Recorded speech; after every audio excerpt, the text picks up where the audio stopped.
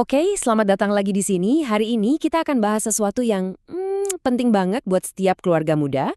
Gimana caranya kita bisa mengamankan masa depan finansial orang-orang yang paling kita sayang? Yap, kita akan ngobrolin soal asuransi jiwa. Dan ini bukan cuma soal duit atau pengeluaran bulanan, tapi ini soal tindakan tanggung jawab dan cinta. Coba deh direnungkan sejenak. Ini pertanyaan yang personal banget ya kan? Waktu kita membangun keluarga, kita juga kan membangun mimpi-mimpi besar buat mereka. Tapi pertanyaannya, apa kita udah siapin jaring pengamannya? Yuk kita cari tahu bareng-bareng. Ya, ini kan mimpi kita semua ya. Kita kerja keras setiap hari buat beli rumah idaman, merencanakan pendidikan terbaik buat anak-anak, dan pastinya pengen hidup yang nyaman. Tapi, di tengah semua rencana indah itu, seringkali ada satu pertanyaan penting yang suka kelewat. Oke, sekarang kita masuk ke bagian intinya. Kenapa sih topik ini penting banget? Simpelnya gini, karena hidup itu nggak ada yang bisa nebak. Punya jaring pengamanan finansial itu bukan lagi pilihan, tapi udah jadi sebuah keharusan. Coba deh, kita bayangin skenario terburuk, amit-amit ya, tapi gimana kalau sumber penghasilan utama keluarga tiba-tiba berhenti?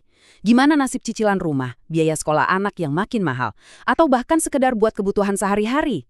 Tanpa persiapan, banyak keluarga yang terpaksa jual aset, jual rumah, jual mobil. Nah, inilah resiko nyata yang mau kita hindari. Jadi asuransi jiwa itu apa sih sebenarnya? Gampangnya gini, ini tuh semacam kontrak. Kita bayar sejumlah uang, namanya premi, secara rutin.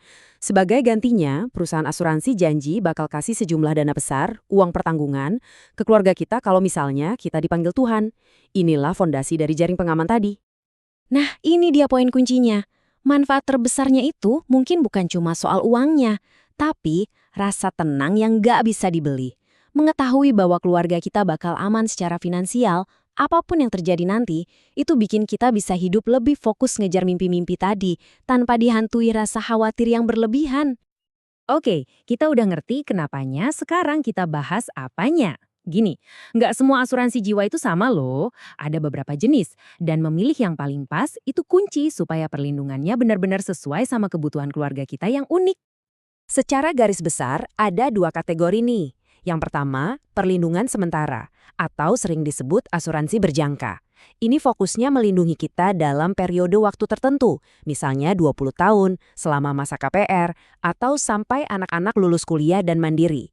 Di sisi lain, ada perlindungan seumur hidup, yang sesuai namanya, ngasih proteksi seumur hidup kita, dan biasanya ada komponen tabungannya juga. Yuk kita bedah lebih detail ya. Asuransi berjangka atau term life itu preminya paling ramah di kantong. Karena fokusnya murni 100% buat perlindungan.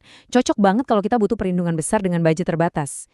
Terus ada asuransi seumur hidup atau whole life. Preminya amal lebih tinggi, tapi ada nilai tunai yang terus tumbuh dan bisa kita pakai nantinya. Mirip nabung lah. Nah, yang terakhir ada unit link. Ini gabungan antara proteksi dan investasi. Potensi imbal hasilnya ada, tapi ingat, karena ada investasi nilainya bisa naik turun tergantung kondisi pasar. Jadi pilih yang mana? Tergantung banget sama tujuan dan profil risiko Anda. Oke, pilihannya emang banyak, tapi tenang, jangan pusing dulu. Proses milihnya itu sebetulnya bisa kita bikin simpel kok. Cuma butuh beberapa langkah yang jelas dan gampang diikuti. Semuanya itu dimulai dari diri kita sendiri. Langkah pertama, coba deh hitung. Sebenarnya berapa sih kebutuhan finansial keluarga Anda kalau terjadi apa-apa? Kedua, tentukan berapa budget yang realistis buat disisihkan tiap bulan. Jangan maksa. Baru deh setelah itu langkah ketiga, kita mulai bandingin produk-produk yang cocok sama dua kriteria tadi. Nah, buat langkah pertama tadi, ada rumus gampang nih yang bisa bantu.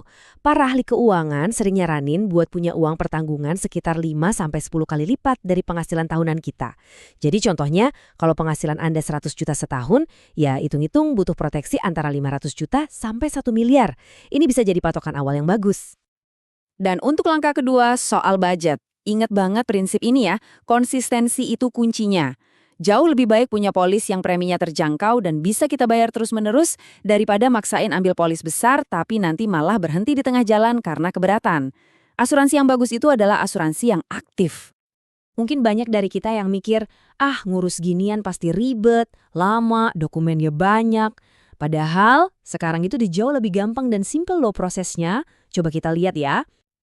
Prosesnya itu cepat kok. Biasanya dalam 1 atau 2 hari, Anda udah bisa tuh banding-bandingin produk.